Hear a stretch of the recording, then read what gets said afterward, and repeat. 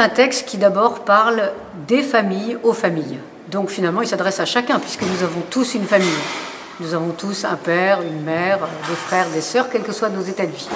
Donc un texte qui s'adresse à tous et qui va parler de la joie de l'amour, de ses difficultés, qui va aussi parler de l'éducation, qui va parler des situations plus compliquées.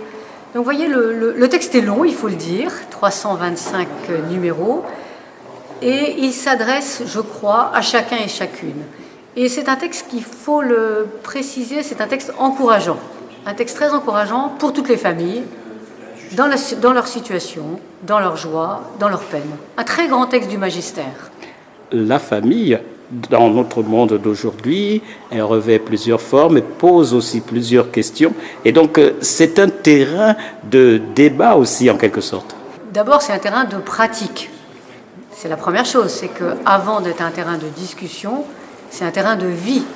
Nous vivons, nous avançons, nous cheminons dans notre vie de famille. Ça, c'est le premier point. Mais vous avez raison, c'est aussi un lieu de discussion. Et le travail des pères synodaux, ça a été ça. Ça a été de réfléchir, ça a été de discuter. Comment est-ce qu'on va pouvoir continuer à annoncer la bonne nouvelle de la famille ? Alors, vous avez quand même raison de dire qu'il y a du débat parce que le pape François ouvre des perspectives notamment sur l'accompagnement des personnes qui sont dans des situations un peu complexes. Et il faut rentrer dans cette intelligence du texte et ça prend un petit peu de temps. Qu'est-ce qu'on peut retenir comme axe majeur, comme point important dans ce texte ? Le premier point important, c'est que la famille, c'est le rêve de Dieu. C'est une expression du pape François. La beauté, la bonté de ce projet de Dieu que nous vivions en famille. D'ailleurs, Jésus lui-même est né dans une famille. Premier point vraiment important, souligner que la famille, c'est un lieu où peut se vivre la joie. Un deuxième trait important de ce texte, c'est de dire à la fois, on annonce la bonne nouvelle de la famille et on reconnaît que certains vivent des situations compliquées et ils sont complètement à leur place en Église. Vous voyez, il n'y a pas cette scission. L'Église, c'est la maison de tous. Comme le dit le pape François, l'Église n'est pas une douane pastorale. L'Église, c'est la maison paternelle où il y a de la place pour chacun, avec sa vie difficile. On pourrait rajouter aussi que dans ce texte, il y a tout un regard sur la croissance des personnes.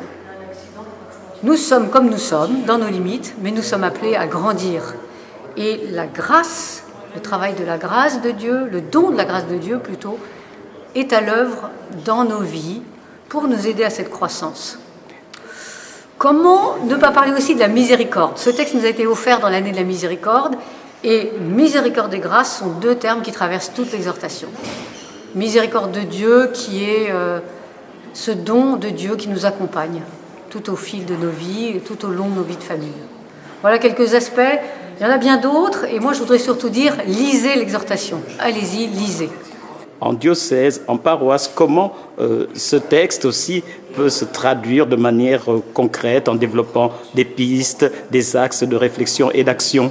Je crois que la première chose, c'est effectivement d'aider les uns et les autres à rentrer dans la lecture de ce texte. On peut faire des petits groupes, on peut choisir de travailler un chapitre ou un autre, mais en tout cas de rentrer dans l'intelligence du texte, à plusieurs. Mais plus largement, le texte nous invite, l'exhortation nous invite à avoir un nouveau regard les uns sur les autres et à nous faire proches les uns des autres. Nous sommes invités à une pastorale de la proximité. Il n'y a pas de règle toute faite sur comment on va s'y prendre. Commencez peut-être par l'écoute de ce qui se vit déjà de bon dans nos communautés paroissiales. Comment est-ce qu'on s'accompagne les uns les autres, pour aller vers le mariage, pour soutenir les jeunes couples, pour soutenir les gens en difficulté, pour être au plus proche des familles qui traversent l'épreuve du deuil, l'épreuve de la séparation. Il y a déjà bien des initiatives dans nos églises. Commençons par les regarder et écouter les appels des uns et des autres. Et puis après, les initiatives concrètes, elles s'imagineront selon les possibilités des paroisses. Donc il n'y a pas de réponse toute faite, mais il y a vraiment un appel à nous faire proches les uns des autres et à accueillir avec gratitude ce grand texte du pape François.